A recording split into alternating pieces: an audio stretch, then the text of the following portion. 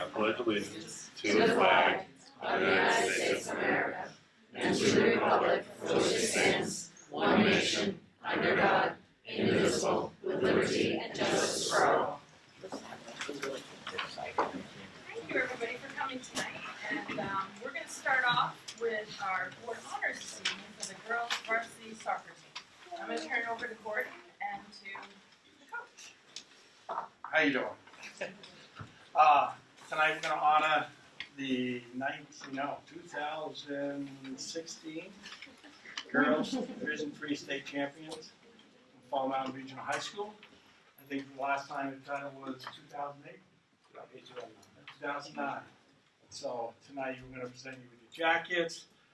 We also have certificates for the All-State team and also for the All-Scholastic team. But we will start off with announcing you for your jackets. If you guys just come right on up here, away we go. All right, I'm just gonna, they put them all in order in regards to their grade wise. Sydney, our freshman, was unable to be here tonight. She was sick today as well. So we're gonna start out with Louise Groton.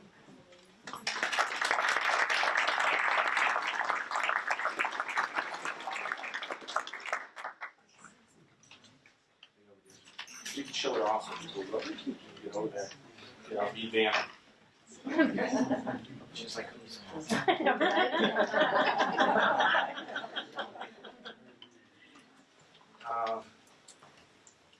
Mary Beth.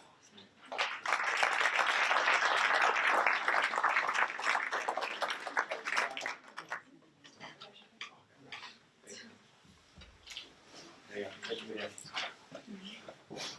Montana Robar.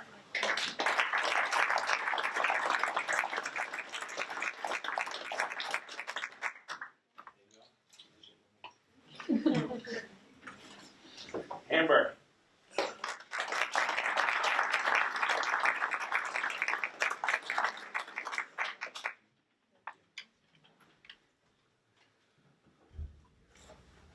Maddie DiBernardo.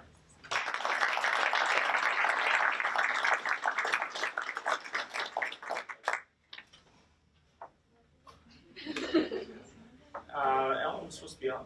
Coming in. All right, Ellen Beck.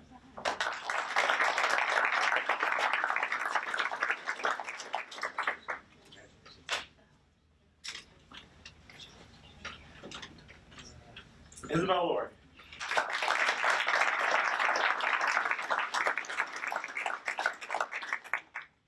You over here?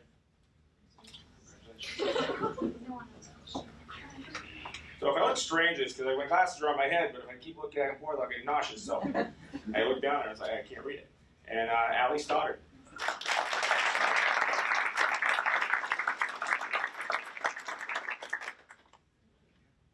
I gotta learn to let go so I get the right hand. Allie Monty.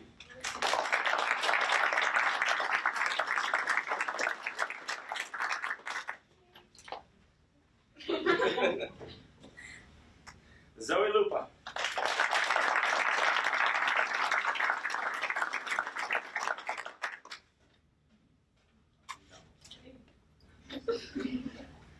Maddie Barrett.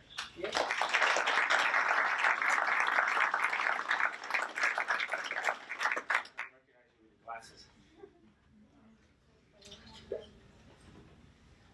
Ella Stewart.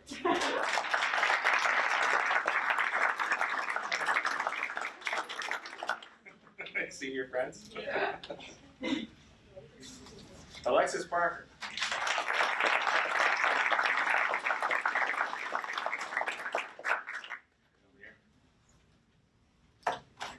Grace Bushway.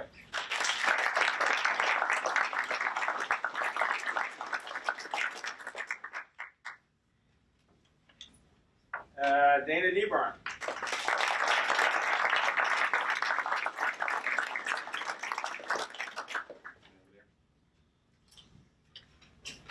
And Jocelyn Gilball.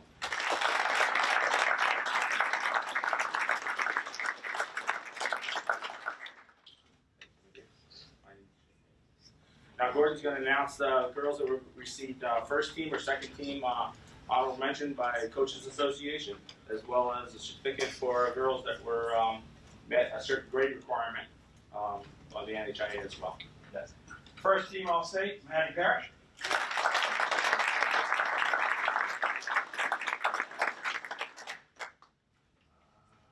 First team All-State, Dana Dearborn.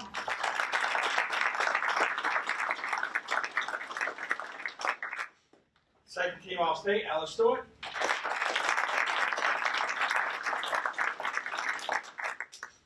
Second team All-State, Jocelyn Gilbo.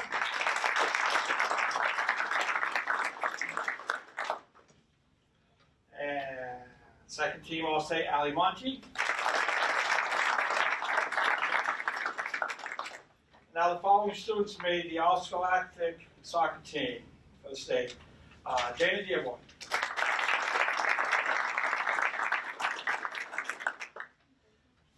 Jocelyn Gilbo.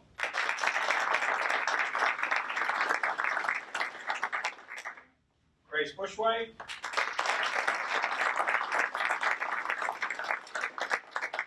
And Alexis Parker.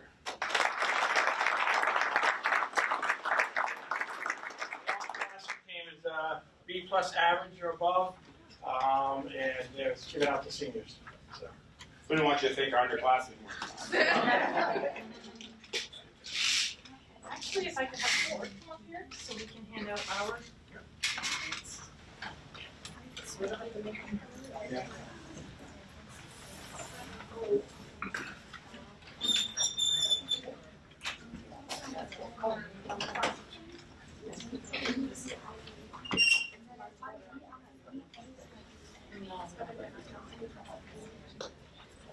First, I want to say congratulations, girls. Job well done. And the board, we're very proud of you guys, and thank you for bringing it home again. So, if you can shake everybody's hand, and you can go sit down if you want. Grace Bushwhack.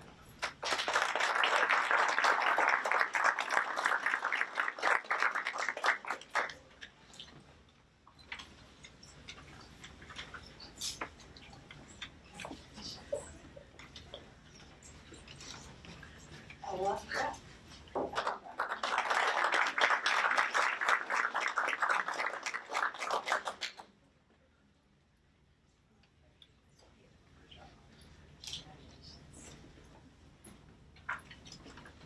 Montana Hobart.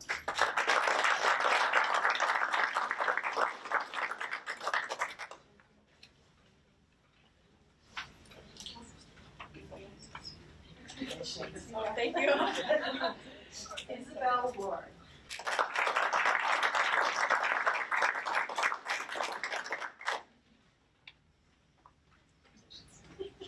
Maybe we should just slap by.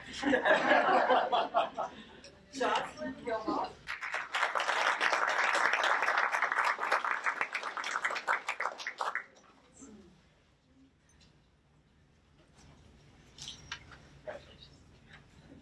Congratulations.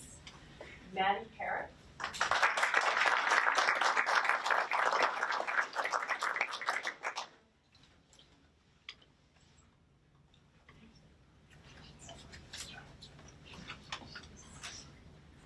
Zoe Luba.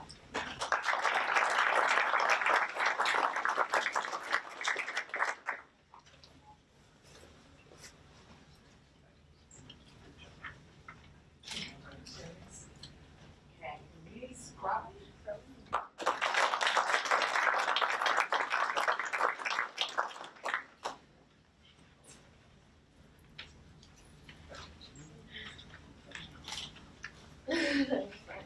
Thank you. Maddie DiVerno.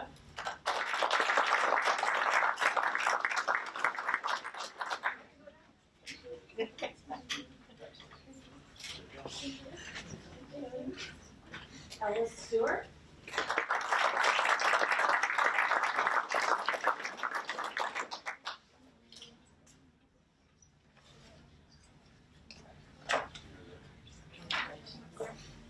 Krista Gay.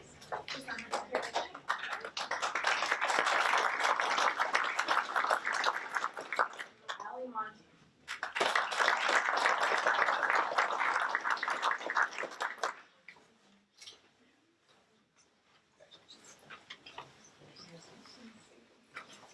Dina Dearborn.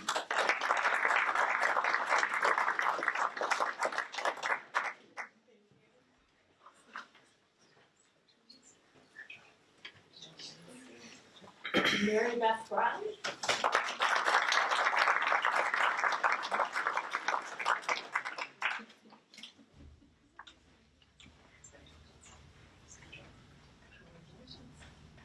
Sydney Rogers.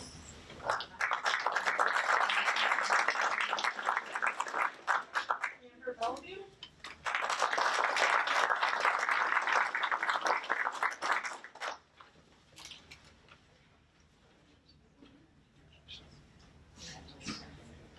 Allie Stoddard.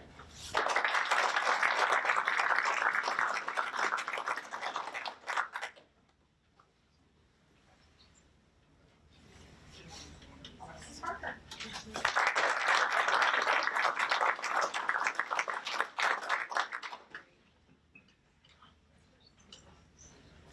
Congratulations. Anybody else want to say anything? We gotta make Bruce walk down Yes, here. Yeah, come on, Bruce. Congratulations.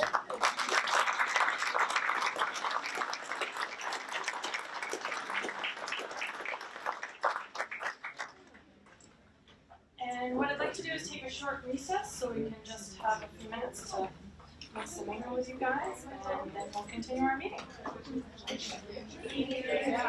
Control of the board.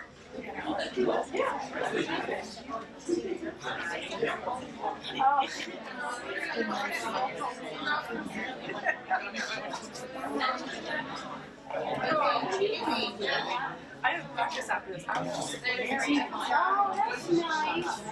Yay for Delphi!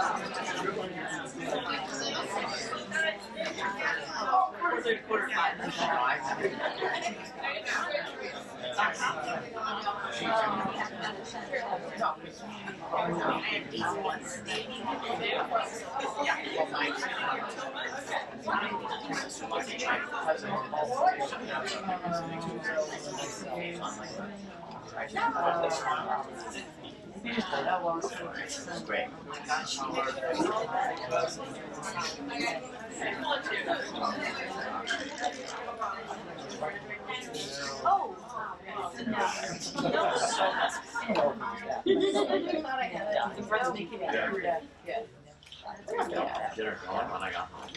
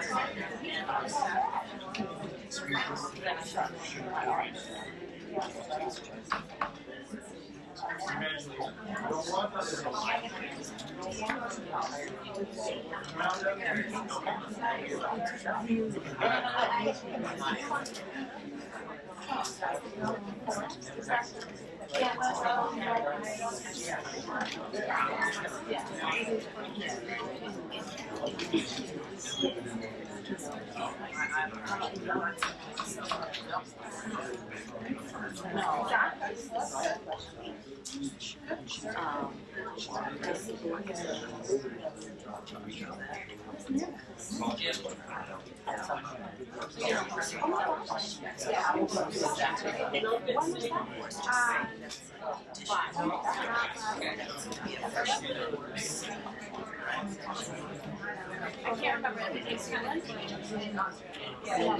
yeah, they were I don't want to, Josh is. perfect. And Albert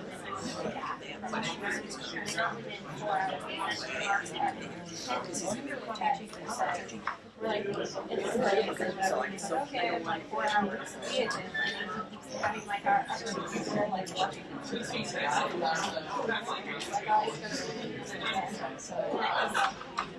We're gone 4 hours. Now it's been 5 hours. Like all these things must have something happened. How I say, well, that's he's like, oh, it's that. That was the nurse from the hospital. Like, her sitting in the chair to go. Okay. So we're good. He actually worked. He said, I'll show you. So he's actually I already did.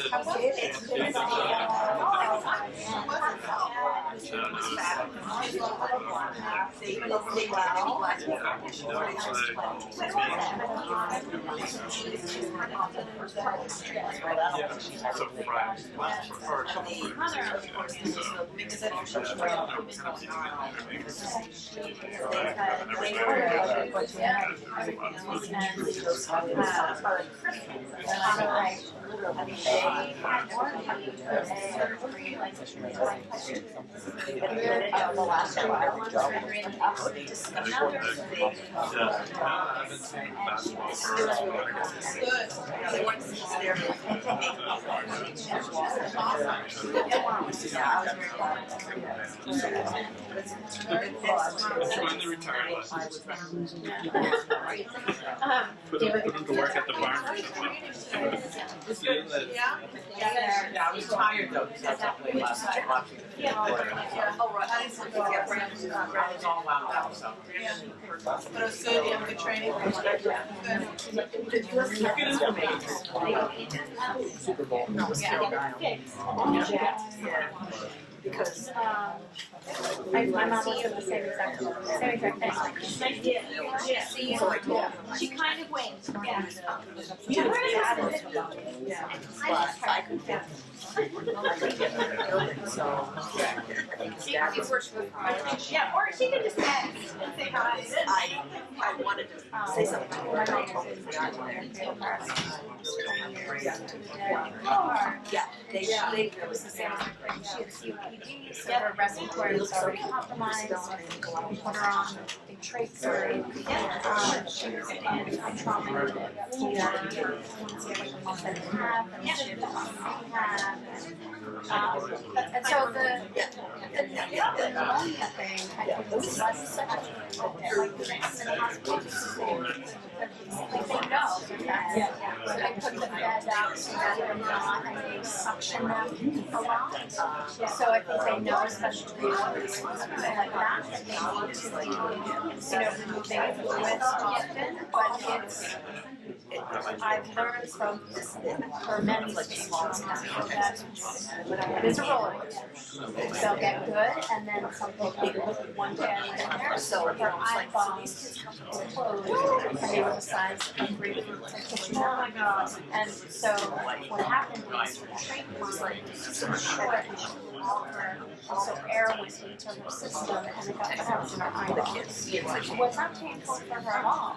Yeah, but it was painful for the family. Like I had to call my dad and say, I need to figure out what's going on here. So it was just, yeah. So probably not there for a long time. It is, that's right. It's been a long time. Yes, yeah. All those kids go there, go to college.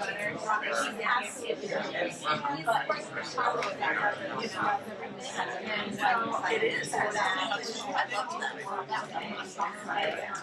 So it was Having a random, like a regular conversation. It's going, it's actually, it's like,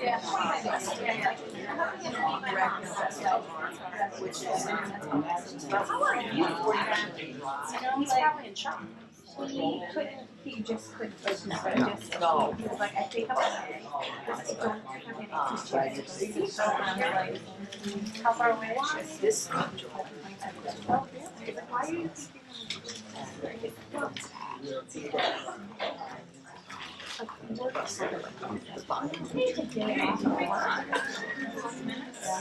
Can I get a motion on the minutes for December 19th, 2016, non-public session? So moved. Any discussion? Okay, all those in favor? Aye. Minutes for Monday, January 9th, 2017, non-public session. So moved. Any discussion? Okay, all those in favor? Aye.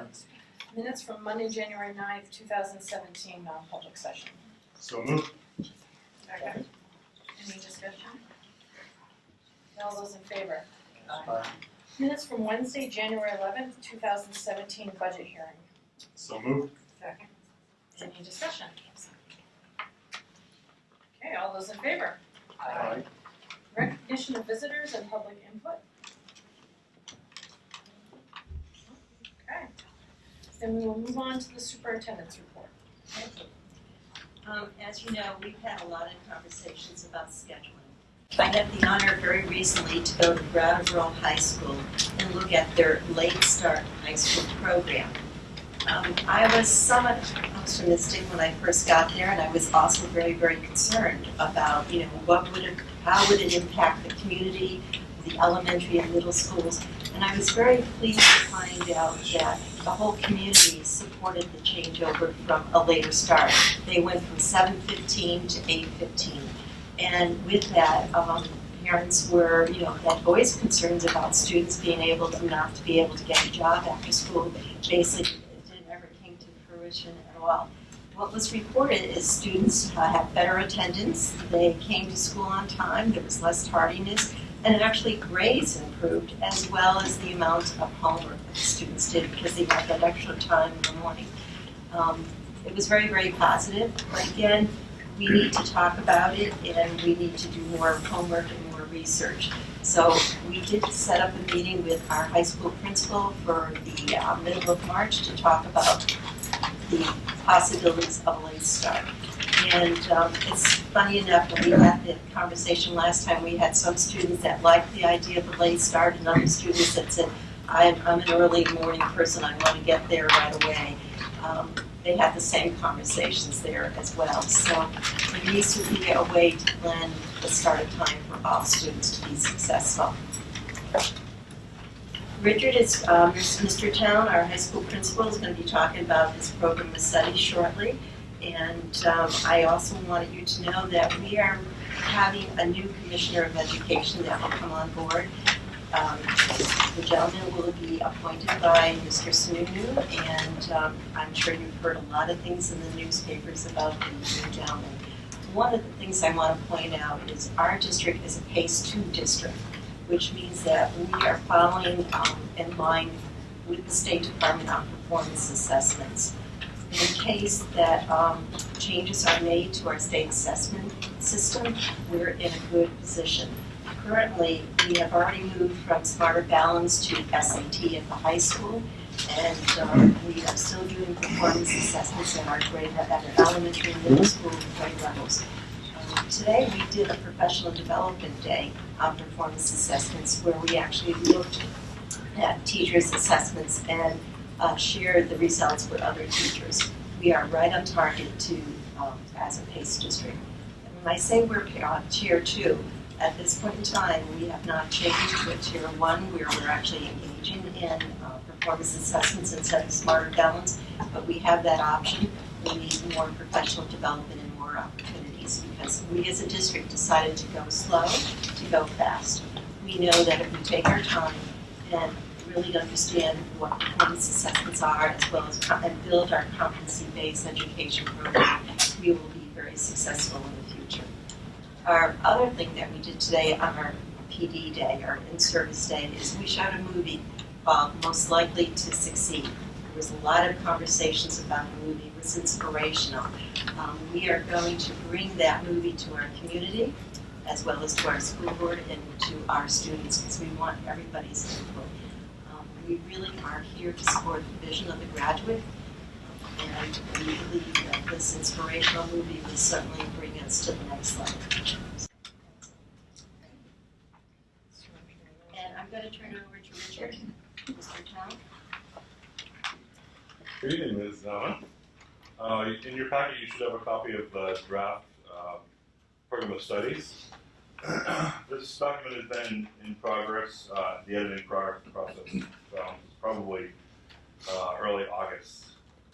We finally wrapped up the edits. There's some important things that are different about this one from the previous versions, and I highlighted the things in the gray shaded area that are the changes that I have to bring to your attention.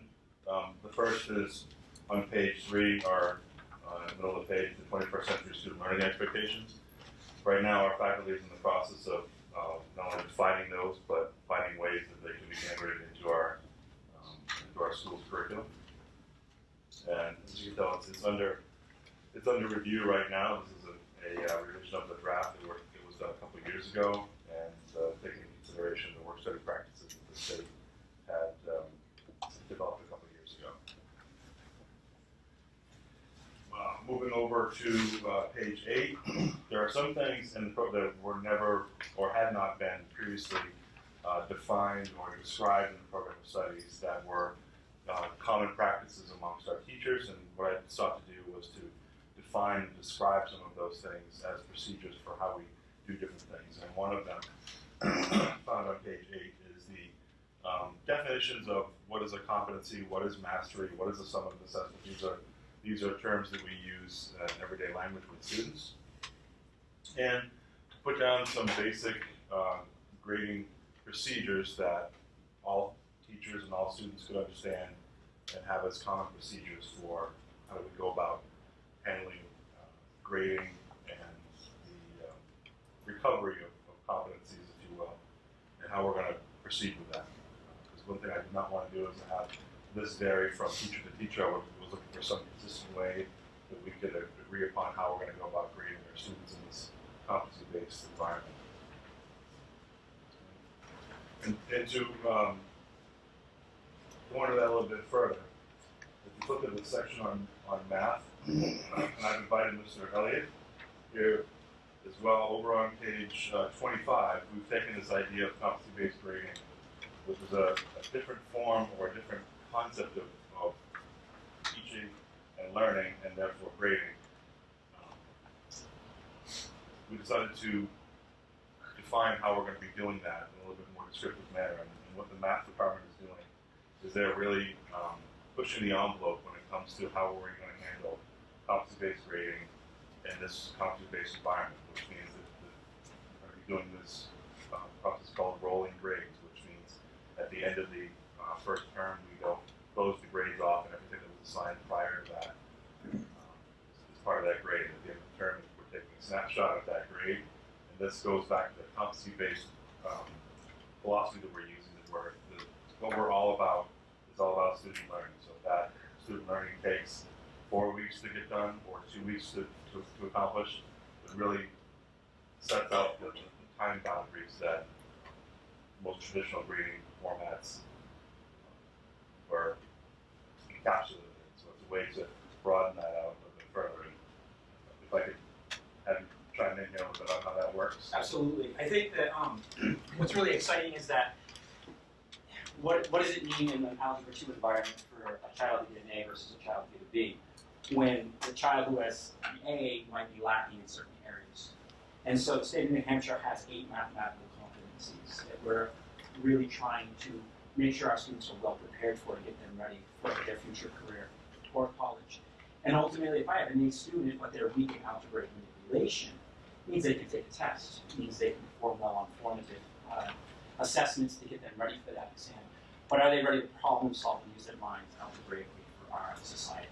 So what's nice is that what my team has done is with each unit evaluation, we've assigned what the competencies are that we're also addressing in that unit.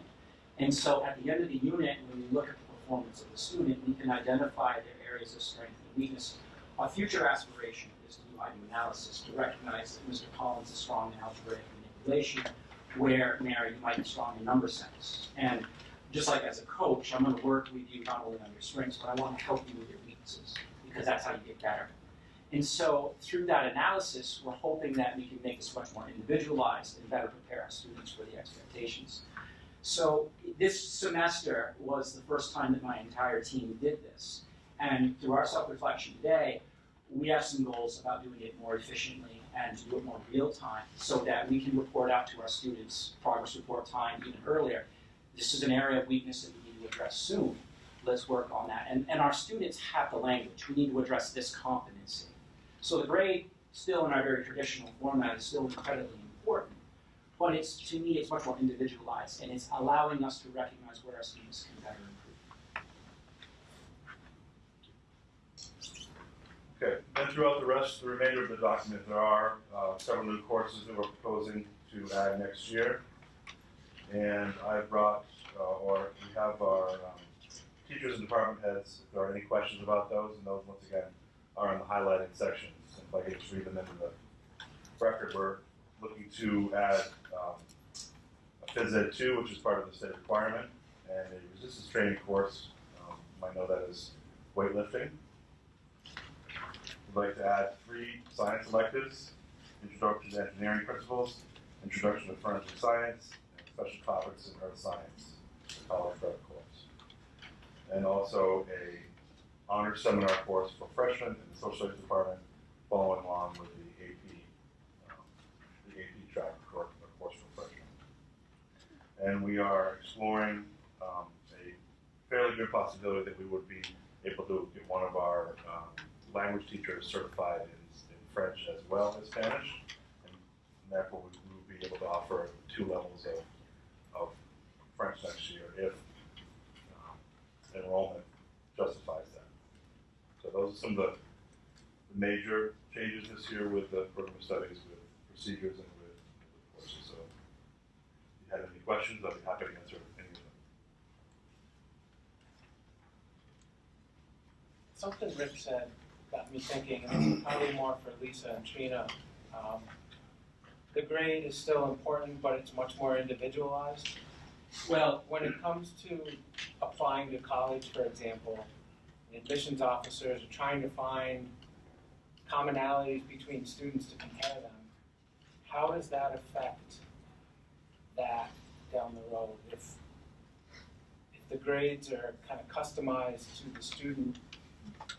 Well, I think David, if I was to produce a report on you right now, you would get both. You would still get what your performance was overall in my course in a traditional grade, but I would also be able to recognize, I think there's 5 of the 8 competencies we address specifically in Algebra 2. Some of them are more geometry based, so that's why I say that. And we might know that you're very strong in 1, 5, and 7, but areas that we want to continue to work on, say for your next course, might be the other 2. So we're still embracing the traditional model. I don't know what the future will hold, though, in terms of the reporting system. And I can say that the final grade will still be the final grade of the course. We're not extending the rolling grade beyond the end of the course. So that final grade in the course that makes that student GPA is still the same one. What we're doing is we're eliminating that boundary between the terms inside the semester. So essentially the final grade should be somewhat the same, but the idea behind this is to be able to focus on the competencies themselves rather than just the test. So we were expecting students to demonstrate that they have learned a particular skill and they can apply it, not necessarily that they have passed the test at the end of the week. So that's how it's philosophically much different, but the grading is just a little bit different because once again the idea is the goal is to make sure that students understand the competency, they understand the concept behind it, and can prove that. And sometimes that takes a little bit longer, depending on the students that you have. I have, just to answer your question a little further, I have talked to admissions directors at UNH Keene Plymouth. You know, we are at meetings often with them, and they said as long as they understand how each individual high school reports out student progress, they'll work with it. So I think colleges today, because there are so many different ways that grades are reported out across the country, they're much more used to looking at things a little differently. And I think that what I understand them to say is they're willing to work with whatever, system a high school has in place. I still think, there's some value to a traditional transcript, which at this point we're still producing for kids. So I think we're fine as far as that goes right now. That helps. So. Now, how's a college going to know that we're not doing? I mean, I know we're going to continue with it for now, the traditional transcript, but how would a college be able to decipher that? Well, we send a profile with all of the college applications, and our school profile would explain our grading practices. Okay, So, I did not realize that. Okay. Our profile goes out to every college every student applies to. So. Okay. It's uploaded electronically, so It it's does, available to- okay. yeah. Okay. I didn't realize that. I mean, it's so broad across the country. I think it's now less than half of the high schools even rank students anymore. We're now in a minority on that particular thing. So, yeah, I think with the competency-based learning, it's just a whole different animal for them, and they're realizing that they have to sort of roll with that. And so it takes them a little longer in their offices to understand each specific school, but I don't know. I think it's kind of things are changing right now as far as how colleges are understanding what high schools are doing. And they call us if they don't understand a grade or a course title. They call, So I think, and oftentimes the admission counselors that read kids' college applications, they work with the same high school. The UNH admissions counselor I work with has been there for 3 years, so I think this is his second year now. So he's beginning to understand our system. He asks questions, and that's typically a best practice at colleges. They assign readers for different parts of the country. So I think they know how to work with different systems because it's much more common today than it was even 5 years ago.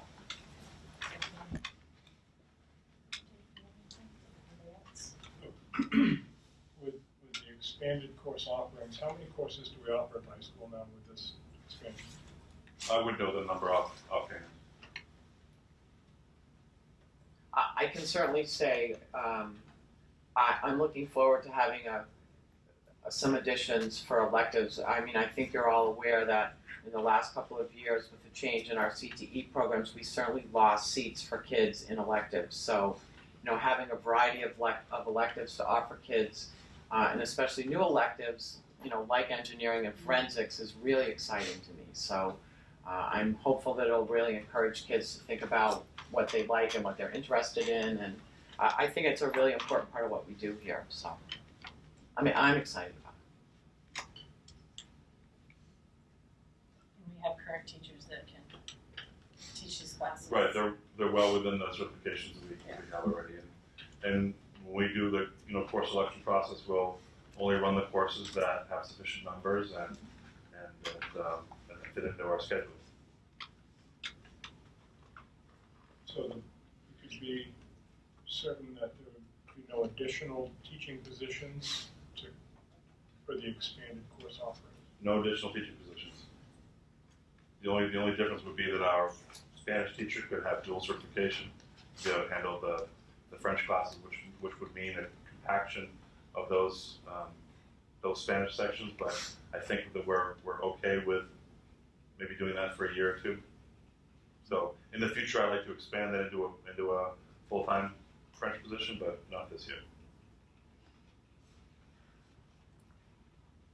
Any other questions? Well, this is a generic question. Since all the department heads are here and the principals are here, I just would like your what you think about this. I've floated it by the school board for the past 3 years, and while you're all here, I'd like your opinion, and maybe I'll stop floating it if it's a negative. But I thought that it would be interesting to go from the traditional valedictorian, salutatorian, number 1 and number 2, to more of a college-based system where you have a range of GPAs or grades, and have a summa cum laude, magna cum laude, cum laude, and I think it would include more kids and make them feel a lot better. And I just think it's ridiculous just recognizing 2. Amen. I like the idea, but I can.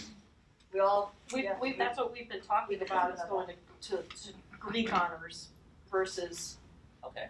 We actually talked about it this year, and I think we've been thinking about it for a couple of years. It would be a change for the community, but I think that it's a distraction to those kids, and I would rather see them passionate about learning and not worrying about where they fall, in class rank. And I do think that the other value in it would be that more kids are recognized. That's one of the things I love about New Hampshire State Scholars, is that we recognize more kids. So I haven't had anybody that we've talked to about it, at least teachers. So a show of hands, is people think we should pursue that or no? Oh, yes. Yes? Yeah. Oh, yeah. And no. Any no's? So that's interesting. As a board, I think that we ought to pursue this thing. Because now it's not just coming from me. They'll pursue this. But I think they need to make a pitch to us, and you should know that we have a fairly friendly environment for this next one. So. We can direct it. No? I think if they want it, they'll bring it to us, and they know that they've got our support. Sounds like they want it, but I haven't seen it. But we haven't given them full. This is a great input. Yes. Well, Lil's just saying it's not our place. I think it is. What I can do is I can come back with a written description. I can replace the description of the program studies with what we would like to do along those lines. Okay. It will be a big shift for the community, and there may be some concerns. I think change is hard sometimes for Which those traditional why type I think things. we're looking at this next year to be able to communicate to seniors in 2018 and get the community on board with the idea. But if you would like to move forward this year, I have no problem with it. No, I think it can be a year out. So it's planned and it's well done. But I'll give you what my GPA recommendations are. Let's see how close it is to what you guys think. But I do think that if you do something like that, I think it would be a good thing, And you're right. And I know, like at college, usually they pick somebody to speak, and maybe that's what happens. The senior class votes on somebody they want to speak on behalf of their class, instead of doing that. Well, it's just an arbitrary cutoff. I've been here for 13 years, and the top 10 get gold stoles and silver stars and the names on a page. And every year, I think about number 11. Exactly. That kid did an amazing job. And so it's I don't know. I strongly am in support of that because the substantive difference between number 3 and number 4 is Sometimes non-existent. 100th Yeah, 100th of a point, They're literally really grouped this year. It's 100th of a point. And I know kids who were glad to get number 3 because it was the highest they could get and not have to speak.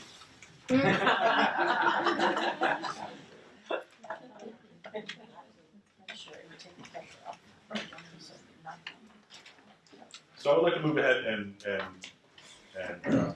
put this program studies to print as part of our our course selection process for next year. Do you want to take the time to look and change some of the parameters for graduation? Do you want to take some time to look at it? I know that from when I understood we were gonna look at that for next year for the class of 2018. That's what I thought I heard. The program studies and courses that were offered. Well, I mean, yes, for next year. traditionally, it has been, traditionally, last 6 years I've been on the board, any new programs actually came to us as a, there was a course brought to us, teachers came to present that course, we decided whether we were going to add that course. I appreciate there was a lot of work in this, but I personally have way too many questions that I feel like we should be taking up tonight when we have a budget presentation and bad weather happening. So I'm not prepared to move this forward. And I was told that this was just gonna be a question, a presentation, not an expectation to make a decision tonight on this, so. Mr. Chow, when do you need to have this printed? As soon as possible. Course selection is in February. In February? Right. No, the beginning, we're starting in a week. I would say we have to put this out to next year then. We just don't have enough time as a board, I don't think, to give this a proper. Well, is there one particular course that you have concerns, because most of this is pretty generic? Well, we as a board haven't decided if French is the course we want to offer. There's been no presentation about what that French program is gonna look like, for example. It's my understanding that when French was taken off the table, it was quite a labor-intensive project. People had voiced concerns. Is Latin the one that we want to add? I don't know. Just seems kind of odd to me that it shows up today and we have to make a decision now on this. Well, and I'm gonna kind of go on the other side of the coin here, that our administration knows what we need for classes and what we don't, and I understand your concerns, but we're not adding any new teachers. We're replacing classes that we have lost. I mean, we're not replacing them with light classes, but we're replacing classes that we lost with the CTE. And I think that in the end, these are good classes. I mean, to put it off another whole year, to me would be a shame, because I think the kids are gonna miss out on some things. But again, that's my opinion. I think we do need to have 2 foreign languages. I understand Latin is a big one, but Latin you can actually learn online, and it's kind of a dead language. Whereas French, on the other hand, you really need to be in a classroom.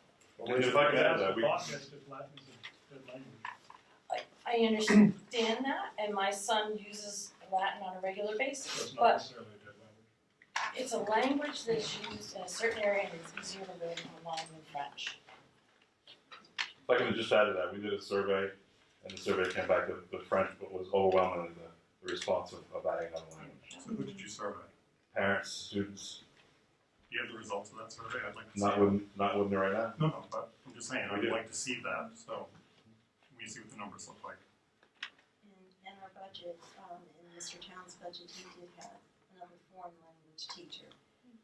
That was taken out, unfortunately. What we were directed by the board, or asked by the board, is there a different way that we could present students with an option for a foreign language? Yes, BLEX is one option, and the other is to take the staff that we currently have and provide them the opportunity to become certified in that area, so we can provide 2 languages for our students, the option of 2 languages. So we're using the staff that we currently have and expanding those options. I really do support the French addition to our curriculum. Okay. And if French isn't desirable, no one will sign up for it.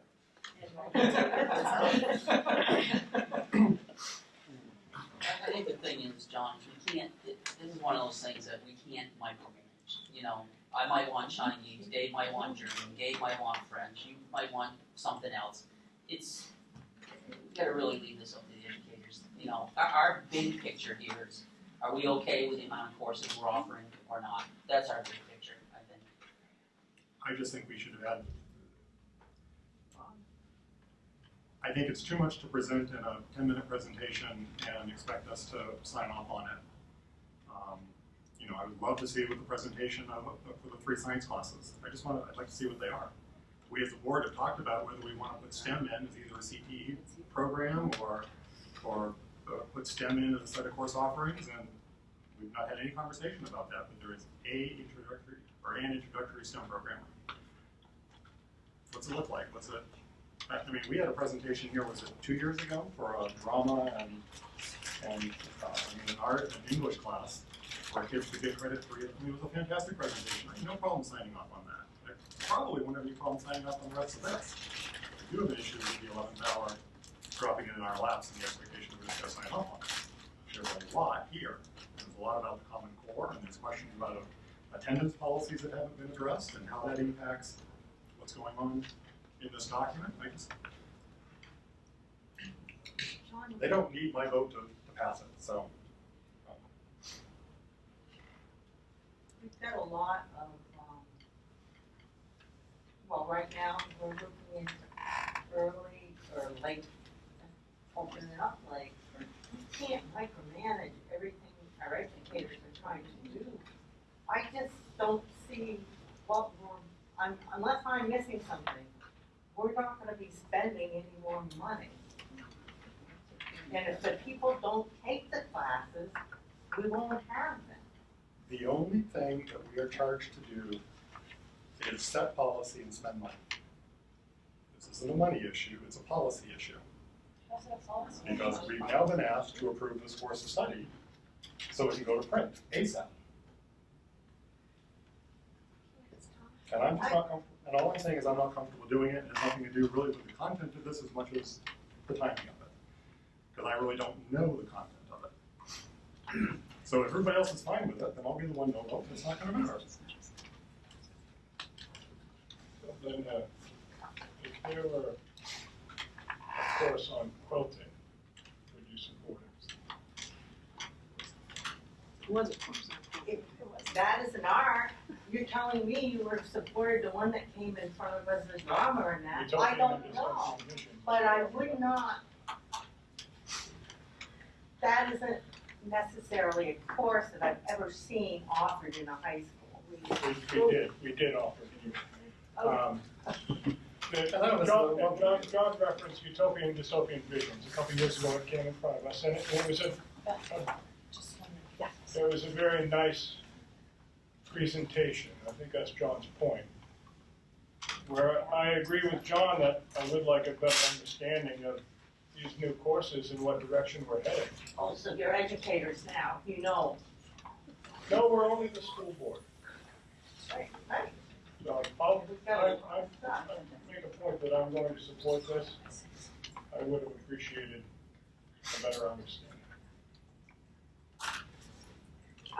I just need to speak to the fact that, yes, we have had a sewing and quilting class within the family and consumer side. No, we have foods and nutrition that we've offered that is routinely taught. We have had a quilting and sewing, which is now, I think, textiles and fabric art maybe. We've had interior design. We've had a veritable plethora of different elective classes that were offered within the family and consumer science area. And obviously I used to be the CTE department head, I'm now the career and consumer science department chair. I know what the different classes are that we've had and we can offer, and that was one of them. But did you have to come to the school board to ask? It was already within the program of studies when we started. It's been here. I mean, it wouldn't. The classes that are being presented tonight are within the amount of. It's not going to change the budget. It's teachers within the school that are able to teach these classes. And Superintendent Landry has stated, and as you all know, we're looking at performance-based and competency-based education. And in order to be able to keep up with and allow our students to keep up with the changes that are going on, we're going to have to be open-minded to different classes coming in. And if we can do it with the budget that we have, then as a teacher and as an educator and as a taxpayer in this district, and as a parent of 3 kids who've come through this district, I'm saying by all means go and do what we need to do. So you can separate me out as any one of those any one of those hats that I can wear. But I understand, totally understand where you're coming from and wanting to know more, by all means, but I think that the classes and the choices that we're offering are things that we need to offer to our students for them to be competitive with what is going on in the world of education for them today. So, I mean, that's my 2 cents worth, but I think that at this point, not going forward on a program of studies would be a huge detriment and a very big disservice to our students. I have no comment referring to professional educators here to determine what the students need for classes, what the students need because of what's changing ahead. They're with the students 5 days a week. They know what the students want and what they need. And I'd like to put forth a motion to adopt the program of studies for 2017-2018 as presented. Yes, second. Any more discussion on it?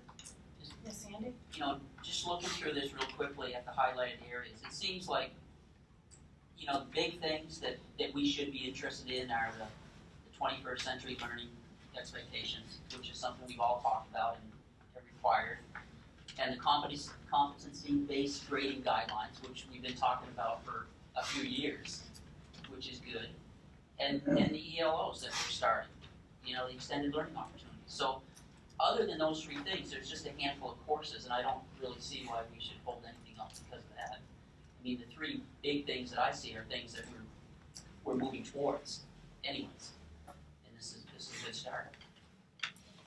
The only thing I would ask is next year, if you could try to pull together quicker, so that, I mean, I know that's hard to do, given your time frames sometimes, but if we could have it just a little bit sooner, that would be beneficial on, I think everybody's behalf, you know? Certainly. If you can remember that would be good. Well, I have to say that although I'm at a bit of a disadvantage because I was told that we were not making a decision on this tonight, that somewhere in this document there was a statement that there is no competency, in effect no requirement for attendance, because you cannot use attendance to influence the grade. That's covered by state law, requires kids to attend school up to the age of 18. But somewhere in this document that says that you cannot require attendance for passing a class. Right, attendance is not, that's part of the philosophy of competence-based grading is that behavioral components like attendance, participation, things that are all behavioral are not part of an academic grade. It's one of the ways we'll be using the 21st century learning expectations is to drive the motivation or drive the incentives behind that sort of thing. But because you covered your textbook or sharpened your pencil, that doesn't give you extra points for understanding algebra or geography or anything else like that. John, if you do not attend my class and you do not take my assignments, you will get 0. So ultimately, when you do show up, you will have an opportunity to still do that. I'm not proud of the statement I'm going to make, but I passed my geometry class in high school with a C. Homework was 25% of my grade, and I got a 75. So figure out how I did on the math. And I didn't have to go to class. And I think that's wrong. I should have been at every class, and there should have been an expectation to do the homework. And what I'm hoping for is that if I was blessed to have you in my geometry class tomorrow, first block, by the way, we start at 7:20, just so you know. Be careful what you wish for. I would love for you to be there. And I would embrace that opportunity, just so you know. But I am going to grade you fairly. It's going to be competency-based. And I'm going to be honest with you, and if you don't show up to my class, I'm going to call Mary and ask her where you are. Okay? Because the point is that She'll say, you better not be here. our goal is to make the experience relevant and desirable. And I get the motivation, I get that. I have children, unfortunately, who did not pass my class because they chose to not take advantage of the opportunity of being in my class. And they will have to readdress the class in the spring. I wholeheartedly agree with you. But I cannot, in good faith, evaluate my children's competency in their geometry class based upon their efforts. I need to see performance in areas. And although I can appreciate that, on some level, before we give a diploma, we ought to make sure that these kids know how to show up. to a job on time. which Maybe that's not your geometry piece, but it's somebody's piece. but at some point in time, the presentation about student expectations is going to blow you away in terms of how we are. That's fine, but it's, again, in my mind, and it's unfortunate, because when I read this, you know, the ire got up because of all the stories I hear about, I mean, Dartmouth's doing something similar to this. I'm hearing horror stories about what it's doing to those kids over there. And I see something that looks almost carbon copy of what I'm hearing is going on over there. And there's no presentation so that I can ask those questions about what about this, what about that? How is that going to impact our kids? What are we going to do to avoid that? It sounds like there's a presentation coming that's going to address a lot of that stuff. I think unfortunately, we have a lot of discussion about state representation, about education law, that is what we really need to address, but that's another conversation. But I think in another part of that too, we're all about local control. It's about time we locally start taking some control. And to go off on what Mr. Elliott was saying, that the work that we're doing with teachers is such that we want to make sure that those experiences that take place during the school day in the classroom are so very, very valuable that they could not be replicated outside, and we wouldn't be able to offer some sort of, you know, correspondence course, you know, for students who are, you know, frequently absent through the regular process. Because I know that years ago, you could hand a student, you know, a packet of materials and a textbook, and they might be able to go through some of this stuff on their own and be able to, you know, complete a class or complete a unit on their own. Whereas nowadays with the competency-based education, Mr. Elliott really needs to see this stuff in motion, and you need to be present in that class to be able to learn that material.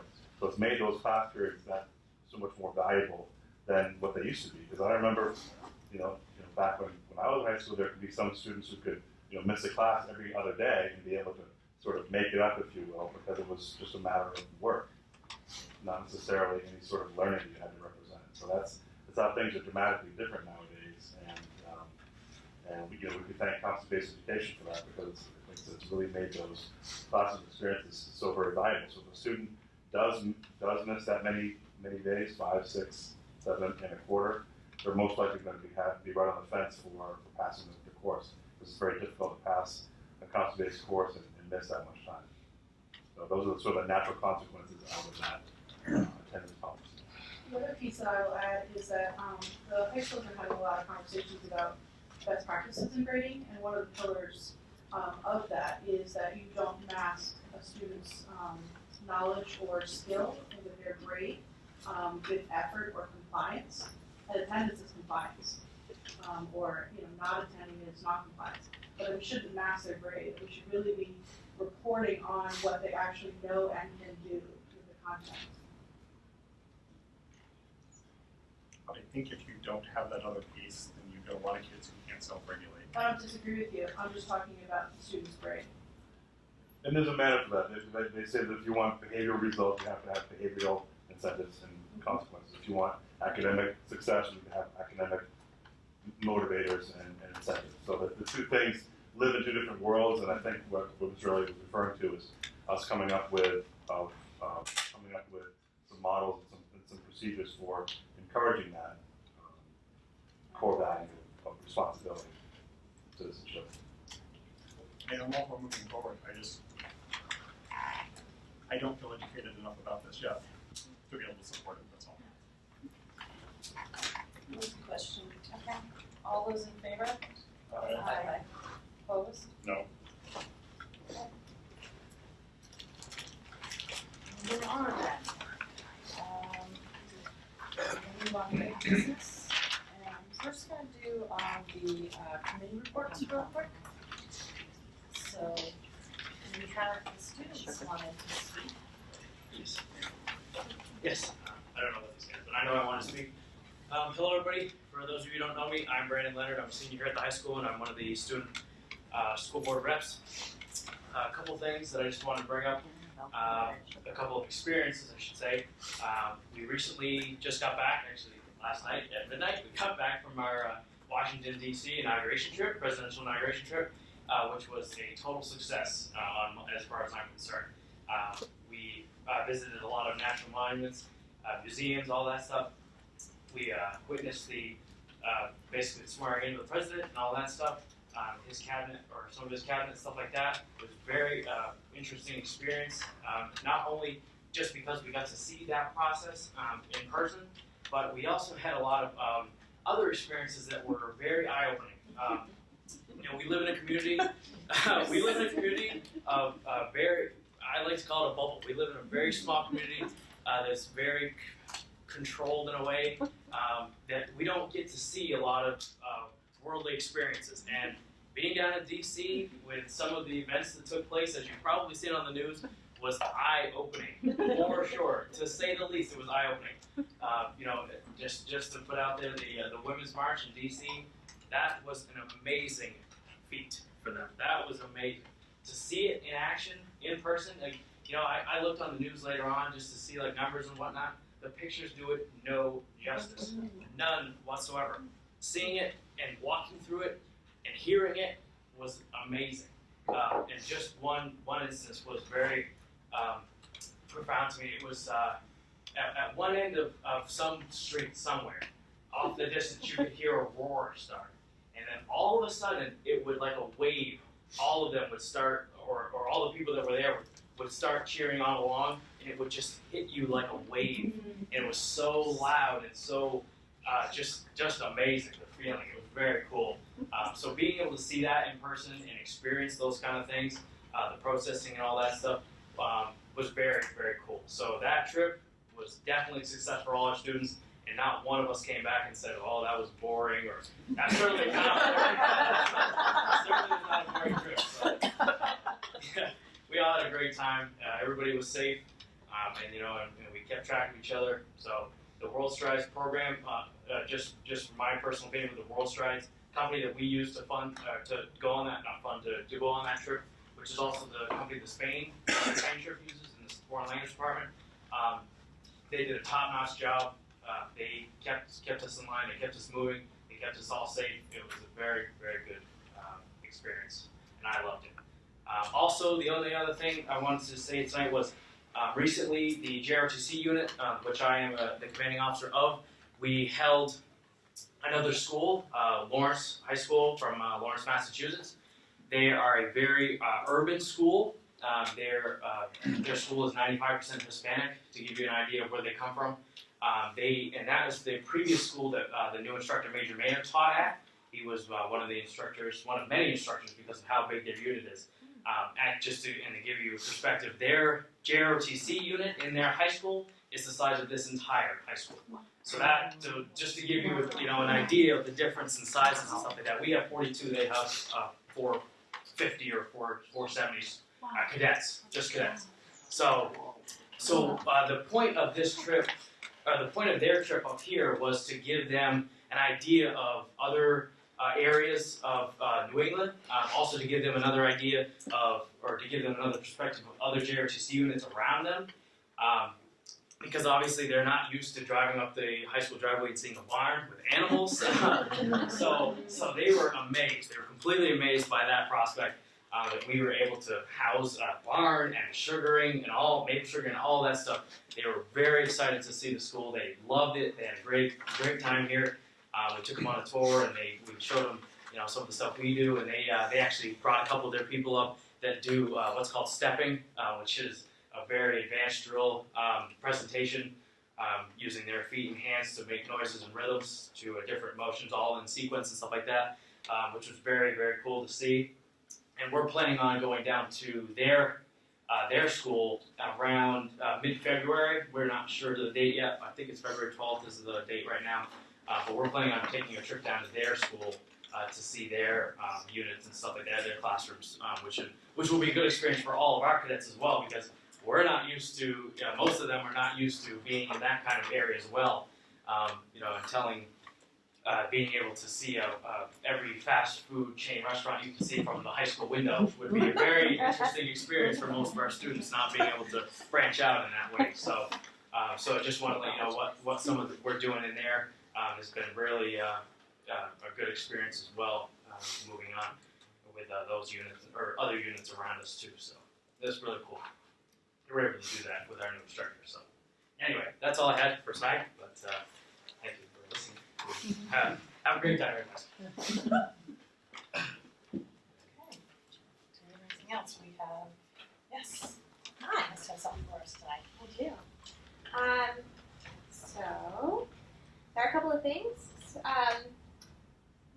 John here at the high school had a couple of dates that he wanted to let you know about. On December 22nd, there were 18 students that visited and performed Christmas carols at the Sullivan County Nursing Home and Maplewood Nursing Home. He also wanted to mention the following, that on Saturday, January 14th, 23 Fall Mountain Regional High School Band and Choir students participated in the Monadnock Valley Music Festival. Festival included music students from 12 Monadnock Region high schools. On Friday, January 20th, the jazz band participated in the Keene Jazz Invitational Concert at Keene High. 8 local jazz ensembles performed in the Invitational for an audience of over 800 people. The high school's Quiz Bowl team reached the Final Four in New Hampshire Public Television's program Granite State Challenge. From the Alsted attendance area, Jonathan Gilbert, the reading specialist, has attended multiple state-level workshops on state initiatives, including UDL and performance-based assessment. Violet's Middle School's language arts teacher, Greg Amend, is presenting a workshop on the 3rd of February at 10:30 to all interested staff and public about his reading and community initiative. And at APS participated as a whole school in what was universally agreed to be the best data team meeting yet to both winter map scores and decide on interventions. At North Charlestown Community School, the 3rd, 4th, and 5th graders enjoyed a trip to Hartford where they viewed A Christmas Carol. The trip was funded by a grant from the Fall Mountain Endowment Association and an IDEA award. And then in Walpole, there was a poet in residence. So on January 17th, 18th, and 19th, the Walpole School hosted a poet in residence program. The poet Ted Shy spent a day in each school sharing delightfully funny, serious, and inspiring thoughts and words that sparked the imaginations and creativity of our young writers. Each grade had a specific topic, rhyming, from the heart, revision, or sensory, workshop time to create and share poems. He is at the North Walpole School on the 17th, the middle school on the 20th, and the primary school on the 19th. There was a fun-filled interactive family presentation on the evening of the 19th at 6:30. He left a set of books for each school so that students could enjoy his poetry and continue to be inspired. And then at Charlestown Middle School, the last thing I have is Sean Stevens wanted to make sure that everyone knew they were invited. And I'm going to read you, this is an Everything Watershed, a stream table showcase. So this is kind of the breakdown of the program. Discover how students are making positive impacts on their community through service learning. Charlestown Middle and Primary School students will share what they have learned during their time spent exploring watersheds and using the Sullivan County stream table. There will be demonstrations and hands-on exhibits. Enjoy refreshments and fellowship as you learn more about watershed organizations and projects, including the Charlestown Culvert Youth Experience, CCYE, and Trout in the Classroom programs. That presentation will be February 28th from 6 to 8 at Charlestown Primary School. There's a snow date of March 1st for that, and Mr. Stevens wanted to make sure that everyone knew that they were welcome. And that is all. Just a quick question, have the fish showed up yet? Yes. Yes. Yes, we've given birth. The fish are here.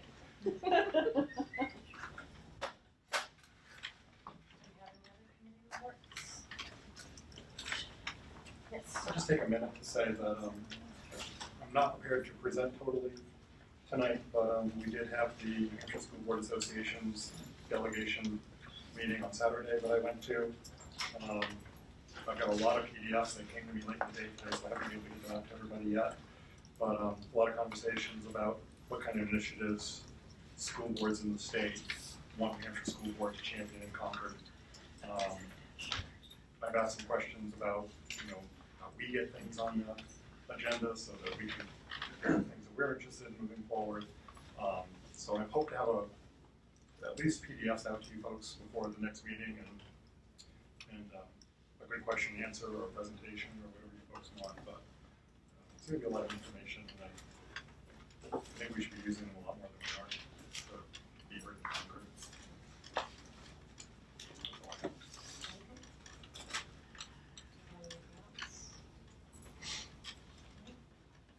Okay, so moving on to the budget discussion. We had warrant article 1, at the last meeting. And, at that point, we had, a motion on the table to cut $300,000 off the budget, John gave me something correct. And, but, Lori, you would like to speak? Yes. Okay. Our budget started way back in the beginning part of September. We try to be open and transparent in our preparation of the budget. We met with our site base, we met with teachers, we met with the superintendent, we met with the business manager, and we also met with our school board finance people. There was 3 members, Linda, John, and I believe David met with us many times as we discussed the budget. We also try to provide equity of services in our district, as well as quality education. We have many unfunded mandates, special education, the increases in teachers' retirement, as well as funding that has been cut by the state. A lot of things to contend with. We've also been very creative in our approaches to developing this budget. We have looked at joining programs, joining staff, and making changes. We've been very, very creative. We also went and looked at additional resources that we could come and bring into our school district, and that is students. Students come here because they want to come to Fall Mountain because of the quality of education that they have here, the opportunities that they have, whether it be going to a CTE program such as our Barn program, which is very, very unique the next day, or taking another academic course. Students like being at Fall Mountain. With that being said, I feel that our budget, as presented by the administrator, is a good budget, it's a quality budget, it supports education, quality education, and I'm asking the school board to support that budget.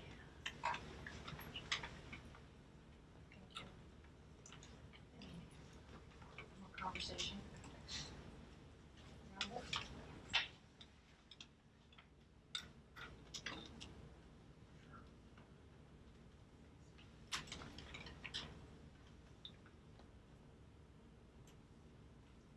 Last year, I see a surplus of $243,000. Last year, there's a surplus of, give or take by my math, of $243,000. We strategically under budget food service because we know it can be a dump at the end of the year.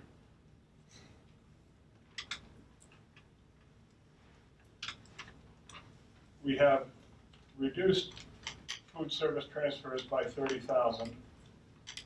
That's where 30,000 of budget has come from, of the reductions. But we are going to add it in at the end of the year through capital unspent reserves. For example, last year there was 118,000 in food service transfers to cover the food costs across the district. 39,000 at the high school, 22,000 in Walpole, 29,000 in Charlestown, and 27,000 for the Elston attendance areas. Those aren't broken out individually.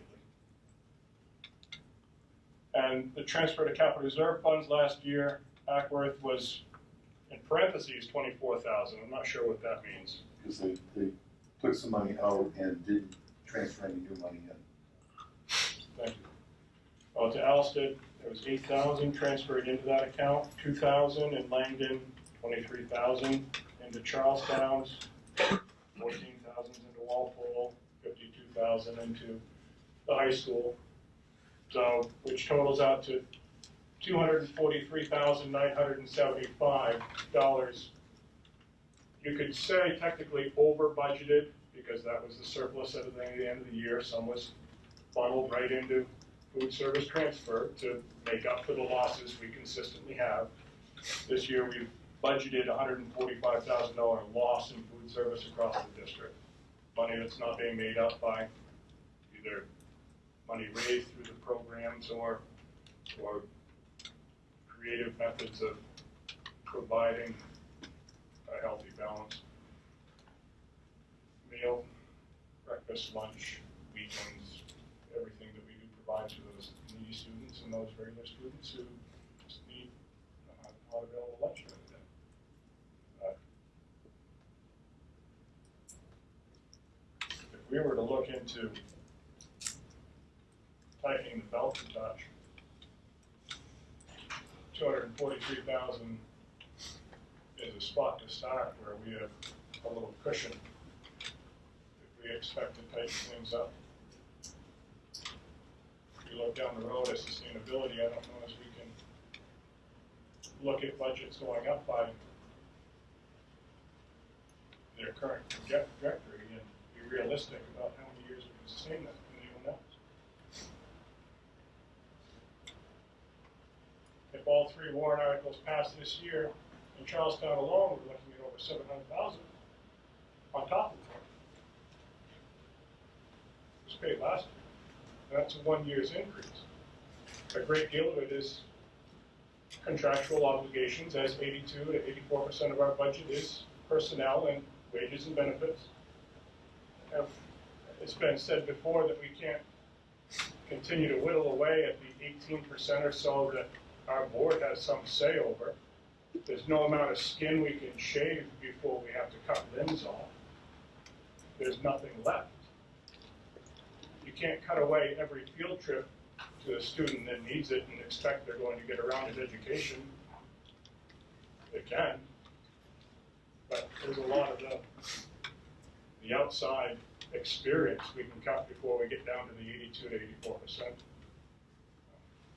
It's hard looking at this budget and thinking we're going to be sustainable over the long term, which I hope we are. But I think we also need to look at where those increases are coming from. They're not coming internally. They're coming from outside factors at the state level too. It's not just internal.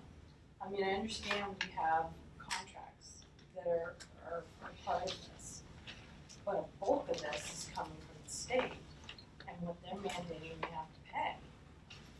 I mean, it's not just us, and I'm not saying that this is going to be sustainable. I don't know. I don't know what will happen. I do know that in the end, we have to provide an education for our kids, and if we don't, we're not going to be a place for people that want to come. They're not going to come here. And then where will we be? I mean, then yes, our budget will drop. But we won't have the education that we have here today. So the kids that are coming. So you're just saying full speed ahead until we have to abandon ship. No, that's not what I'm saying to you. I'm saying to you that yes, these are expenses that have gone up. A lot of them are out of our control, and we're not the place to be pointing our efforts at. Let's me rephrase that. This group of our administrators looked at these budgets. They looked very long and hard at them, knowing what the financial stresses are within our district. I trust that they did that. I do. I fully trust that they did that. They went through it with a fine-tooth comb, because that's their job, it's their budget. We have to trust that they did that. I mean, we had 3 members sitting there at the time, and last I checked, when everybody came out of it, everybody was okay with that. I just remember this happened a while back when we had the budget committee. One year, all of a sudden, at the end, right before the 11th hour, they said, we thought we had agreed on something. All of a sudden, we're taking $1 million out. And we're all going, holy crap, where? You know, they didn't take into consideration all the work I felt that had been done on it and looked at it. You know, I think, Linda, do you have the numbers on some of that? Okay, You showed them to me. Our budget is up about 300,000, 304.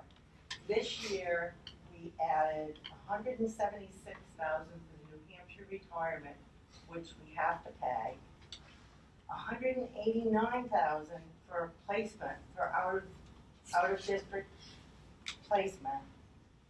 We were under budgeting electricity. We have gone over the last 2 years, 50,000.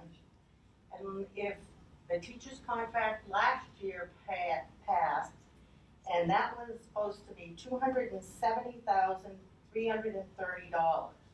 So all that totals up to this year, before we did anything, we had 6 with these additions. The budget would have gone up $685,330. And it went up 304. So if you take another 3 out, what is happening is we're right back to, you've already taken that 300 out that you're taking out again. So we're up to 685,000. And may I state the point that the state of New Hampshire has not received a letter from our school board about this issue. Okay, no, they haven't, but you're a school board member, Dave, we're all school board members here. And I know we've mentioned it in the past to do this, but we all could have written letters. I get that. We can also make a motion and write it as a school board. Right, we can. We've never made a motion either. And some of us have gotten in touch with I will be making that other. And that's fine, and I get that, and I know we've had this conversation, and I know the other night we went to Charlestown and we talked to them, and I know that you mentioned the orange and putting it in a vise. You get to a point where that vise, you can't use the vise on an orange, it's gonna break. And that's what it's gonna come to, it's gonna break. And what my analogy was, that the state has built the device. So we are in it now, and we are resisting, and we've been resisting for 5 years. We've had this discussion for 5 years. So we will, if it's the will of the board to throttle down and keep going ahead at this speed, which cuts have been made, correct? serious cuts. Well, but we need to give due thought to the sustainability of the numbers. And I don't see how they work for 3 years, and that's just the way I work, Mary. I'm not a 1 year budget. Not either. And if we think that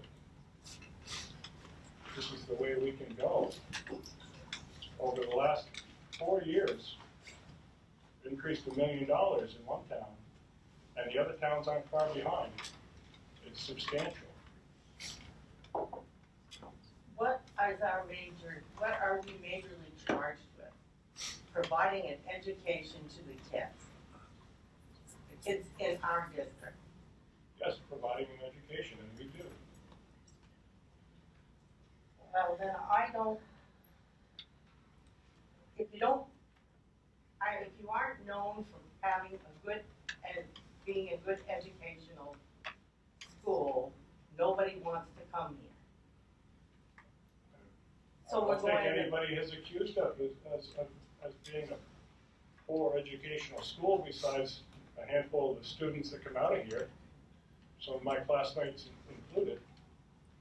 But if we start making cuts, we're gonna go down that road, so so we're fighting against a system called the state, we're not fighting, but we're seeing it, so we're going to cut back, and who's gonna notice? the kids.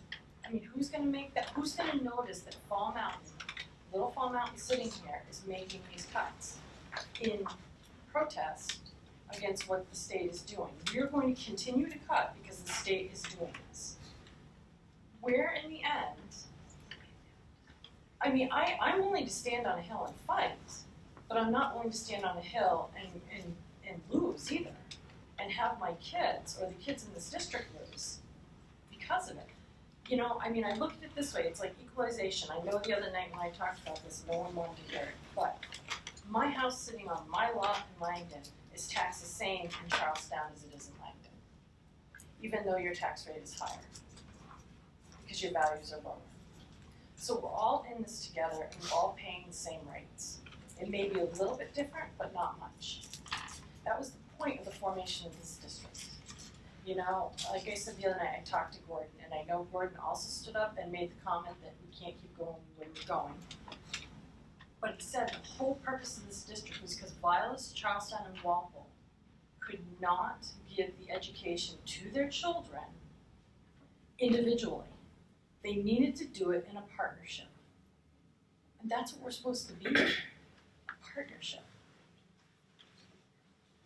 I know Charlestown's hurting, Langdon's hurting, we're all hurting, but we need to do this for the kids. And again, I support our administrators. If they feel this budget is good, I'm gonna go with what they say. That's my opinion. But I'm only one.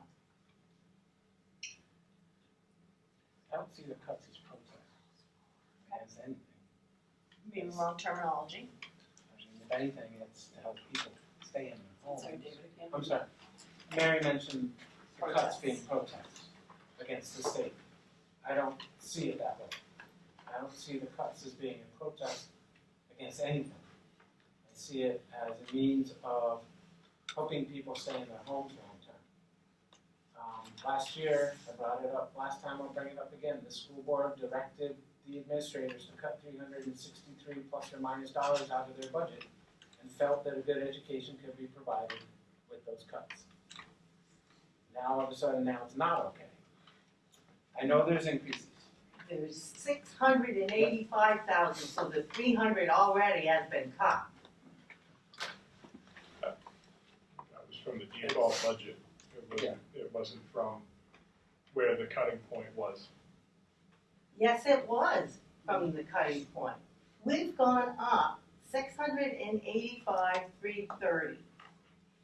300, if we were to cut 300, you're still off on that 685, we've still I'm just halfway. asking, Linda, that was off in last year's budget, the increases? I think so. What All right, passed? last year's budget, what passed Right. was 300,000 over the previously proposed Right. budget, 327,000, so Right. there's a difference there. But we've gone up 600,000, just in stuff that we have to pay since last year. So they've cut that 300,000 already.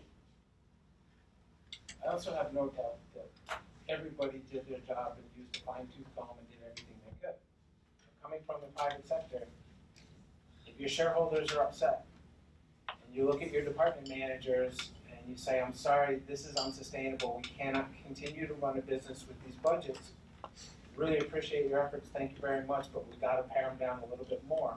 That's not disrespectful to everybody that did all the work. I did. But you know, I know we had Charlestown residents here last night.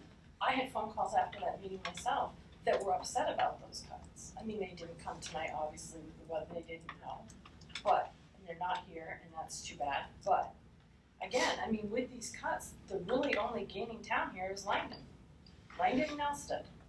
Nobody else gains from these cuts. And Langdon gains the most.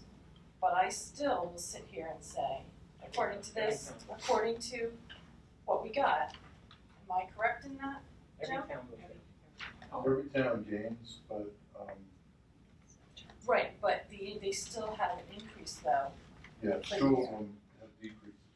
Right, we would have a decrease, a bigger decrease than what we would have otherwise. I mean, ours goes down $5.76 as opposed to 15 cents in Langdon. Charlestown does go down a little bit over their increase from $1.79 down to $1.31. Ackworth is 16 cents less. I mean, it's yes, it's there 20 cents in Walpole. I just, like I said, I don't think anybody's gonna change their votes at this point. I'll just say, because I hate to leave David hanging out there as being the only detractor. You know, I'm not in favor of lopping money off, but I think that, you know, the word of the night is unsustainable. And it's been mentioned a few times, and I remember years back that in my mind, $30 million was the tipping point. The public's ability to pay has been stretched and stretched and stretched, and it is breaking. It's breaking more in other towns, than some, but it's still breaking. And given, in light of, surpluses year after year after year, and in light of 2 contracts being on the warrant this year, in my opinion, $300,000 isn't going to make or break Fawn. We're still going to have a good education because the way we get a good education is by the professionals that are in the classroom. And we have great teachers. We have good administrators, and it's going to, we have put, before all the programs we offer now, we've had lots of kids that have gone to Ivy League schools that have, been very successful and successful business owners. And if we cut a class here or there, or if we cut a person here or there, it's not going to affect the quality of the education here, in my opinion. And I would rather have the public vote yes on the contracts and pay the people that we have in here that are, face to face with the kids. $300,000 isn't going to make a huge deal in the education. It's going to make a big statement to the public that we are being responsible and trying to fund this education with the resources that we have. But we're not being responsible by our administrators doing the same thing. Well, That's what our administration did. Your opinion. In addition to the 2 contracts that are included in here, one of the things that we're going to approve tonight is an unbudgeted request for an IEP-driven aid, which I totally support. But Well, that's where's the money? in addition to everything else, and that's not gonna be the last one of the year. Right, and So you all know those what has costs to will be happen with that put then? on top. What has to happen there, because what your budget means is the difference between a business and a town or a school is there's equal signs in between what you raise and your revenues. So we have to stick within that budget. So if we have, say we have 5 of these come up, and how much is the usual pay for a one-on-one? 35,000? No, it's 25, 20? I would say on average around 20,000. Okay, 20 times 5, there's more money, and that has no place to come out. Something else has to be cut. You are actually, it will be 600,000 that you are cutting last year's budget. If you add this 300. I don't like to spend money any more than anybody else, and if you've been on Ackworth Road, you know what they are. We haven't got any money to pay for those, but do I think I'd give up my kids' education for having good roads? I won't. The beauty of it is that we're going to make a decision tonight that is really non-binding because the public is going to come to the deliberative session, and if they don't like what we presented, they're going to add it back in or add more. And if they don't, it's just that's how it goes. Okay. Can I get this for vote? Just, can you read the motions on the table? Well, I can do it if you want, see, I have it, it's all right. I have the warrant articles right in front of me. Okay, Article 1, but it's gonna be, you're talking about the 300,000, So there's a motion on the table to cut 300,000 from the number presented. in which the is article. 30,211,399. So that number gets changed to, I don't have a calculator handy, but Where's our math guy? Come Right on. Do that for I got a calculator, what do you need? I need 30,211,399 minus 30 million. Minus 300,000, It's gonna so I'm not doing it in my head. It's gonna cost you though, for my services. $300,000. Do I get to interject a thought, or is that not allowed in this form? I already got the numbers, so. So I just always up here. I do have to say that I always appreciate Mr. Elliott's thoughts, so I would hope that he's allowed to share Is it- Okay, you can share it with us. So, I get to, I'm blessed wearing so many different hats. I built my house because of someone who's sitting at this table. And I've worked in this district for 21 years. I'm blessed with a child with special needs who's received the most amazing education from the people who sit in this room. And what is amazing is that when you're talking 300,000, I believe everyone in this room is actually talking to people or programs. And what is amazing for me, when I talk about my role as a math department chair, I immediately think, what will the impact of our math performance if that changes? And what I worry about is not putting forth the product that our kids deserve in terms of math instruction. What my team does in our team of 5, I think is phenomenal. I think it's the ideal model, and I want to embrace that and hold on to it because I think that you're going to see some amazing things from mathematics in these next years. As an individual teacher, I know that if my classroom size changes from 18 to 24 to 28, it changes the way I approach instruction. Now, I can deliver content. I can deliver content to the best of them. But if I'm in an environment where you as my student cannot ask a question because I need to manage a group differently, that puts you at a disadvantage moving forward in your education. It changes by versatility if you change the numbers in my room. These are small things, but when we think about, I love how you're thinking long-term sustainability. And I love the analogy of the stockholders. My thing is that if we start changing the company so that we can't produce the product that we need for the society, what kind of company are we running? A good friend of mine who lives in the Swansea area was saying that he's really excited about the idea that the new national administration might have in terms of charter schools, because even at $32.5 or $33 million, he doesn't want his child going to the Adnan because it's not providing the opportunities he needs his kids to have in the society.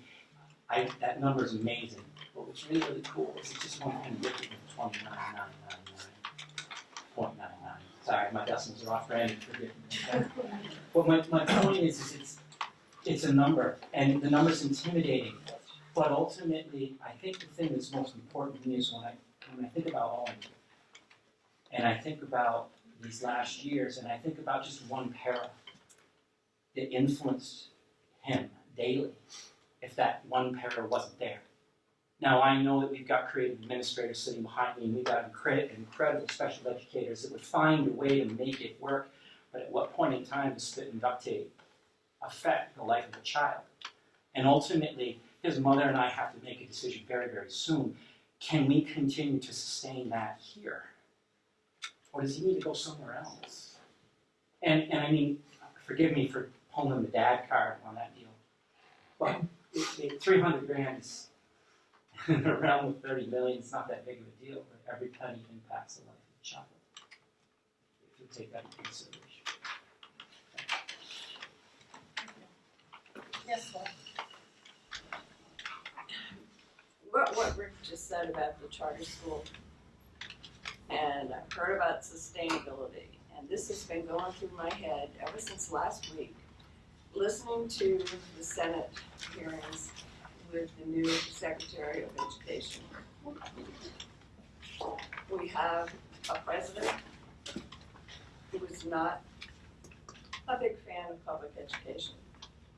He has put forth the name of a woman who has never experienced public education. No one in her family has experienced public education. She has no idea what it's about. She couldn't answer questions about the IDA. She didn't know what special education was.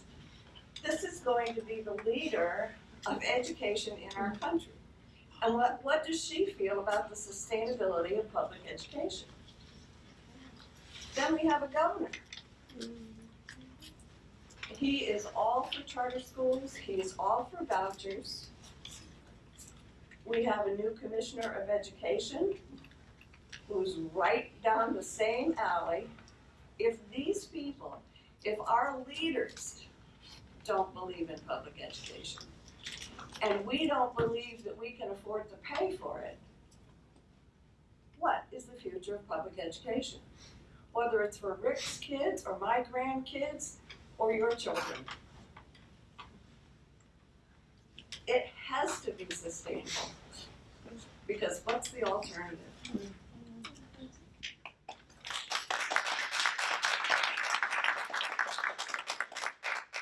Well, I view that a little differently in the sense that down the road, we're gonna have less support from the federal government and the state government. And we need to be self-sustaining, or at least try to be self-sustaining. Because the more we depend on support from the outside, and the less that's there already, we need to take steps now to prepare for that. I agree with what you said. But I guess, you know, if they're looking at a voucher program and things of that nature, if we take these steps and we do go down that road, and this year we cut 300, next year we cut 300, and we keep going down that road because we can't be sustainable, who's gonna want a voucher into our school? And then where are we gonna be? You'll be sending your kids some other place. I mean, I just, you know, I don't have any kids here anymore. You know, I don't. So I have no, as you want to call it, skin in the game. But I do know that in my eyes, I'm a taxpayer, so I guess I do have a different type of situation here. And I believe wholeheartedly that we can't make cuts because I understand sustainability, but these cuts are not sustainable. We can't keep making them. Because if we do, we're not gonna be here tomorrow. We're not gonna have the education we had. We can only be, you know, like Rick talks about the duct tape. Duct tape doesn't last forever. It's a great tool, believe me, but it doesn't last forever. You know, and I get it. I understand everybody's hurting. I get it.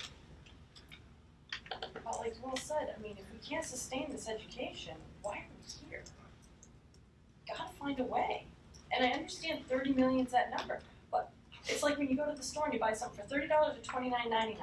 Everybody visualizes $29.99 is better. It's a penny. It's 1 penny. Well, that's where we are now. But 5 years ago, when we were at 19, 30 million was a long ways off, and we had stuff to do. But the thing, Mary, you were at that Charlestown meeting. I was at that Charlestown meeting. They have borrowed 4 times. Okay? There is a real possibility that the largest town in our district could default on their payment to our district. What does that look like? But we can't make cuts because of them. It's not going to help them that much, but it's No, it's not. I mean, if they want to make cuts like you said, Andy, at that meeting, but at that meeting you said, if you want to make cuts in your schools to save you money, you can do that, because you even said that to them. But that's going to hurt you in the long run, because you're not going to have the education there. I understand Charlestown's hurting, I understand why they're hurting, and I know what their major financial issue is when it comes to taxation in that town. The rest of the towns around us, we didn't put ourselves in that position. And I'm not saying that Charlestown meant to do it, but I can't change that. And that's not gonna get any better. They're not in a position to be able to take those homes or do anything with it because it's not cost effective to do so. And when you look at a budget in a town or a school, we are paying ahead. We do not collect the tax until December for what you're paying from January till December. So for towns to borrow tax anticipation notes at 1%, that's what they've been doing for years. Right, generally twice a year, correct? No. Not 4 times. That's very unusual. Well, sometimes things, it depends on how your payments go out. In other words, if you're buying a truck and it comes in March, you're not gonna have the money because you don't bill until June. Right, your taxes come in twice a year, right? Twice a year, right. But you know, we also looked at budgets and you know, Charleston said theirs didn't go up, but according to the paper, it went up by 1.6%. Mary, I mean, I just, Charlestown is facing a correction right now. And there's a bed right next to them, the bathroom. Waiting for a doctor. Down the waiting room is one. And on their way to the waiting room is that way. Eventually, Charlestown's not gonna be the only town having these problems. And I think we do a disservice when we single out individual towns. I agree with you. I think that So that's a driving force. I personally, from Charlestown, don't think that this is a tax rate issue, because we can't cut enough to save the tax rate. That's not the point. And I think many people have become educated to the fact that this is a revenue issue. So I'm no longer hearing mutterings that, you know, that it's somehow all of our fault. People understand that this is, by large part, a Concord and DC issue. But when it comes to perception, 30 million was the mark that we've been looking at for a long time. And I think that point needs to be recognized. I think Andy is right that, you know, 300,000 is 1% of our budget, 1% of 30 million. Have I done the math right? Sorry. Planning for tomorrow. Yeah, No, I got that's fine, it, that's fine. it's 29.99 and 11.99. So, but the perception is going to be that we've made a move to help Halsted, Drewsville, Charlestown, Langdon. You don't have to help us. There are people out there who will disagree, and these people vote. And I think that so I guess here's the issue, and I apologize, Rick, I will take issue with one point that you made. Oh, good. And it's only that, you know, it's just a disagreement. I don't believe that 300,000 is going to impact students. If I did, I would think very differently about the conversation we're having. May I ask a question? What happens when that 300,000, if it's voted, what happens, just forgive me for not knowing the process, is that now Richard's responsibility, Gail's, Sam's? Yep. So they have to make decisions. Right. And they have to find a way to make those decisions so that it at least impacts the students. Right. Okay. But that's our expectation. Gotcha. I gotcha. And I'm just curious, forgive me, 300,000 is a lot for me. I'm just trying to think about like what a fraction of my budget to build my home. Like what I would have to sacrifice in building my home. I want to know what your $300,000, $30 million home Exactly, looks like. exactly. You know, what would that drop in the water look like? And if I understand correctly, 80-something% of our budget is staff. 82. So probability-wise, my principal and the other principals are looking at staff. And they have to find staffing that at least impacts the education value of the students. But with that said, Rick, this year we put 243 back into surplus. We've 243 been adding is surplus. nothing. You've had a lot more Wait. surplus. So 300,000 is a lot to cut, but 243,000 to add back in. You're not gonna have that. You don't know what you're gonna have by the end of But this we year. have year after year added numbers like that into capital reserves at the end of the year in surplus. So I think those. Oh, and you can use the money to put it back to the towns if you want. But I think it sends the wrong message to say that we routinely understand that we have that kind of surplus at the end of the year, but we're not willing to take a look to see if we could cut that out before we have to raise any taxes. Then you have And the next step to that is to say that we have some plans moving forward that we're going to need taxpayer support to get You're through. not gonna get it. I wouldn't give it to you because you're not looking at the picture. You Well, that's can't fine. go I over don't think we're going to get it if the taxpayers think we're putting it to them by taking more than we need. I'm willing to get up and tell them what new cost, In a couple of weeks, we'll have that opportunity. but I'm not. If you vote it down, I'm not getting enough to explain it. Okay. You want me to do that? Don't use my name. So wait a second, so Linda said she's not getting to explain, she's on the finance committee, so what I'm hearing here is that if for some reason this passed by the majority of the board, I will keep my Then the mouth shut. minority would not support it, is that correct? Is that what I'm hearing? You wouldn't support it? I will not get up and vouch for it. Okay. Because you weren't in the majority of the board. No, because I If said it- if it passes. Cause he said it, cause she said it I on said that I committee. would support it. I will not unsupport it, but I will not explain it. And not just that, I mean, you sat on these committees and at that point in time, you had the opportunity to ask those questions. That's what I guess to me, it's not just about this cut, it's about how this happened. And, you know, I'm reflecting about that and it just kind of bothers me. Because I just, you know, I know when John approached me about it, I said, please ask Jim, please ask Jim. No one reached out to Jim to get any more information from Jim. I don't recall you ever saying that. I have it in text message, and I sent it to you. And you sent it to me asking me that question and saying that Gabe was gonna possibly meet with you on the weekend about it. And I said, Well, well, that was on a Sunday before the Monday. well, it was a Friday. But still, it's not like we had tons But- of opportunity to. And it was even before that, and I guess to me, And you were on that committee. You and David sat on that committee and I didn't hear either one of you speak on it. Because John and I there were raised- things that John came. and I raised a couple points that were never addressed.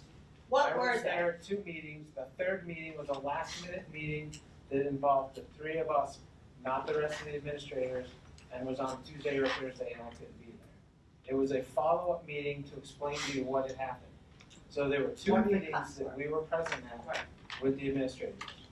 And what did you bring up with them that they didn't answer? Because I would We have asked brought them up- more than one. We brought up the cuts that were made last time, and they were never addressed. That were We handed brought out up in the third guidance council, Well, and that was not you were addressed. told how the budget had gone up. If you looked at last year's thing, you'd known that the teacher contract put it up 270,000. That alone was almost the 300 that was cut.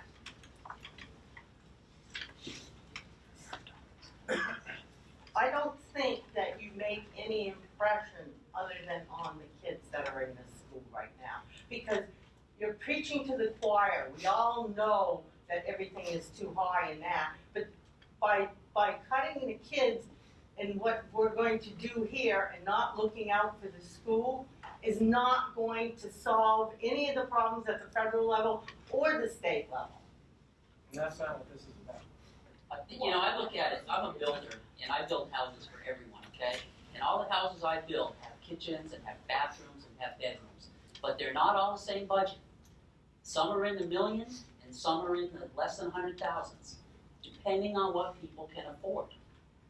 And I think our district is at the place where we can't afford the Cadillac. We just can't. We don't have a Cadillac.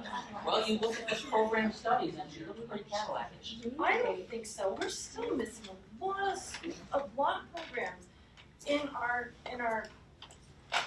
this that we don't have.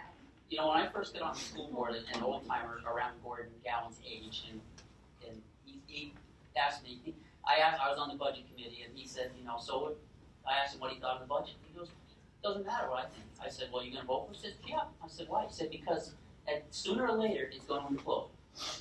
Everybody always gets what they want, and sooner or later, it's gonna get so big, people can't afford it, and it's gonna implode. But I guess, you know, the other thing that bothers me too is I look at it this way. If we keep speaking negative about it, yeah, that's what's gonna happen, because everybody's gonna think that's what's gonna happen. You gotta have some positive discussions out there about this and what we are doing and what we're trying to do. You know, I mean, all we do is talk about negative stuff on this number, about money, and it really bothers me, because to me, you gotta look at the positives of what we're getting out of that number, and you gotta tell people about those positives. And if you do, people do change. We don't have to just think about those negatives. That's our job as school board members. But that's not what we're doing. Is to promote the schools and the budget and the education that we're trying to give our kids. It was the finance committee's job to cut the budget and get it to as low as possible, which I believe they did. And it came to us, and there was a budget presentation with the principals and everybody, and the finance committee, and everything was fine. and then all of a sudden, kaboom. Well, I don't know what the finance committee was doing. We didn't have that binder that's sitting in front of you right now, going through it. I had it. We didn't have it in the finance committee going through it. So it wasn't until I saw it a week before, or 2 weeks before our meeting, that I started to have questions about it. And they came to a head, unfortunately. I mean, I'm not gonna say the timing was great, and I'm not happy about the timing at all, and I guess I have to own some of that. But when asked if I could support this the way it is, Well, when you before got I out say of that something, meeting, that you I were didn't know it was supporting available. It should have been available to us in October, not January. And you said tonight you didn't want the program I had my studies thought to be put in front of us that quick either. And now we're We putting did this have in it front of us. before the budget But presentation. we didn't get this until the 11th hour again. That should have been given to the finance committee in But you October. did, because you went through it when you were there. Not like this. Okay, yes, Gaines. I move the question. Okay, all those in favor of the $29,911,399, that's a $300,000 cut off of Article 1. All those opposed? Motion passes. Article 1 will be read $29,911,399. No, we need to accept that number, correct? Yes. Can I get a motion for the warrant article to be amended to the $29,911,399? I would add a point, just for anyone, hold on, 1 second. I believe this cut can be made without touching 1 minute of education. So you're gonna look at non-instructional positions, because you're talking about direct instructional positions. That's what you're talking about, is direct instructional positions. You're not talking about non-instructional. You just sat up here and you were cavalier about the fact that you wanted all these great things that we're doing. And now you're saying, oh, you know what, losing a teacher is not gonna mean anything? I beg to differ. That's exactly what you said, Mr. St. Pierre. We I got said into it this can, last year. it does not have to affect You don't know that. education. Where's it gonna come from, Gabe? Surplus is part of it, and we're gonna have We to. can't do that. You know what you got. At the end of the year, not in They advance. have to set their budget now. You're the one who just sat there and said, we don't wanna take away field trips for kids, and yet you're talking about losing teachers and programs. Losing teachers and programs, but we don't wanna lose a field trip. That's exactly what you're talking about, and I'm a taxpayer in this district. And we went through this last year. You and I had this discussion at the deliberative last year. You asked me point blank if I would take a non-pay raise, and what was my answer to you? You said you would give up your house. Exactly. Yet when, For these kids. yet when the associations negotiated, that was nowhere in the parameters of our discussions. What, that I would give up my house? No, I said that, look, when we just Come on. negotiated, we said, hey, you know, we're gonna raise salaries and benefits, or we're gonna lose on the budget, or the other way around. But We now you're can't being keep- Both can't keep going up. now you're being cavalier though with our kids' education. No, Let's I'm just not. cut through. You yourself You're sat telling there. us that kids are all of a sudden, because of $300,000 lost, that our kids are not gonna get a good education here. 1%. Where are you gonna make? 1%. Where are you going to get it from? You know what, here's what we're gonna That's not our do, job. guys. Give that to your meeting. Guys, yeah, we're gonna stop right here, cause everybody, you know, we got deliberative session coming up. And at that point, what's the date? February 8th. February 8th, It's okay? a Wednesday. At that point, that's the time to discuss it. At this point, I have a motion on the table to vote on warrant article number 1 at the 29th item. I don't know.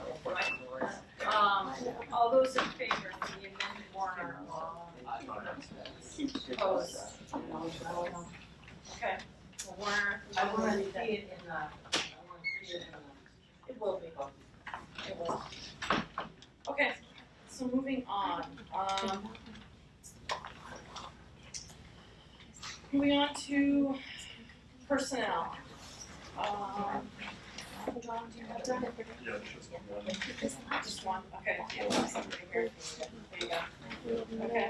I make a motion to accept the nomination of Brian Snyder, food service manager, Walpole Elementary School. Any discussion? All those in favor? Okay. We got an unbudgeted request. Can I get a motion for a 15-hour one-on-one paraprofessional at Walpole Primary School, IEP required? So moved. Any discussion? Just through the board, you know that this, I was not anticipating this child to come until next year. So the position, next year when this child is in kindergarten, the aid is already in the budget.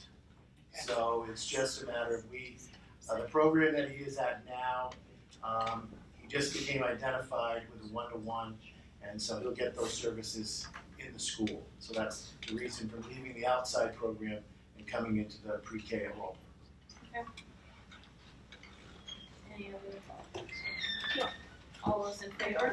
Okay, we have a request for the Violet Boys basketball to attend South Meadows on Sunday, February 5th, 2017. And also the Violet Spirit Team's state cheer tournament at Bow High School, Sunday, February 5th, 2017. So moved. Any discussion? All those in favor? Amended policy approval for DJ expenditures of school funds. Can I get a motion?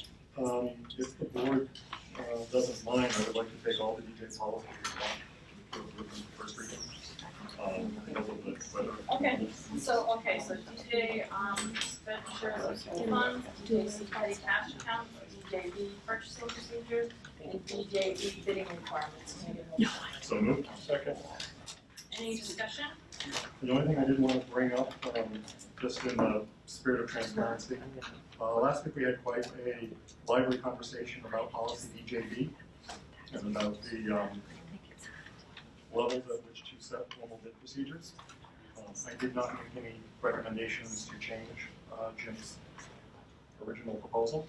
It is as it sits here, and the board wished to change it at that point, so this specifically is the policy we were discussing last week, so. Any discussion? All those in favor? Opposed? Treasurer's report, do we have one? No? Okay, do we have anything from non-public? Yes. Yep, I'm not, yes, okay, go ahead.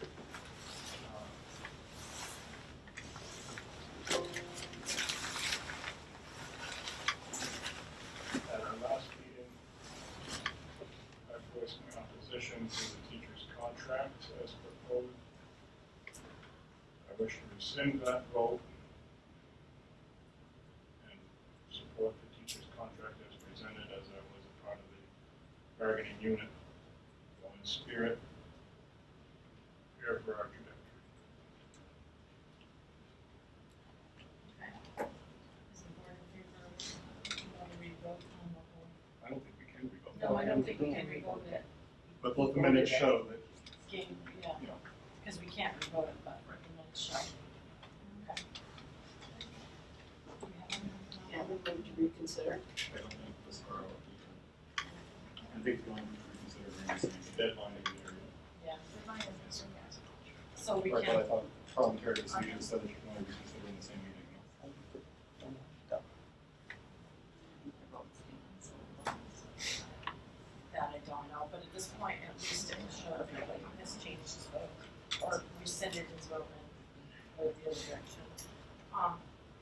And also, I'm gonna say before we adjourn, thank you very much, everybody. I know it's a tough position to be in. We don't always agree, but in the end, we do want what's best for our district, and we don't vote that hard, so, thank you. Can I get a motion to adjourn? So moved. All those in favor?